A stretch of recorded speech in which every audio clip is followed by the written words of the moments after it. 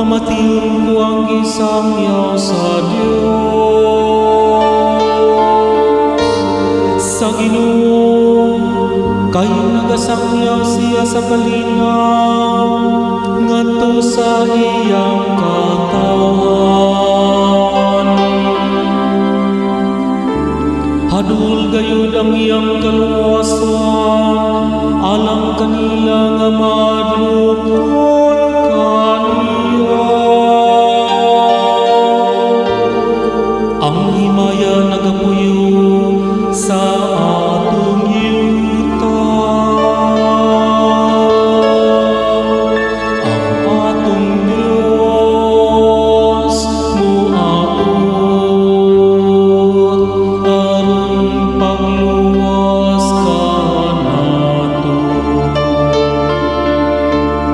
Ang kaluyog ang kamaturan magatakbo.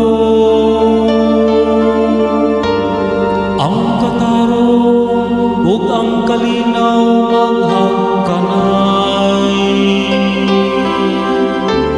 Ang kamaturan mo gipig gikan sa yuta. Ug ang katarong mo dungaw gikan sa langit. Ang atong Dios muabot aron pagluwas kanato. Ang Ginoo muhatag sa iyang mga kaayuhan ug ang atong yuta muhatag sa iyang abot.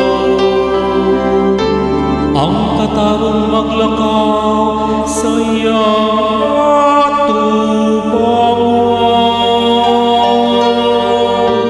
ug ang kaluwasan diha sa iyang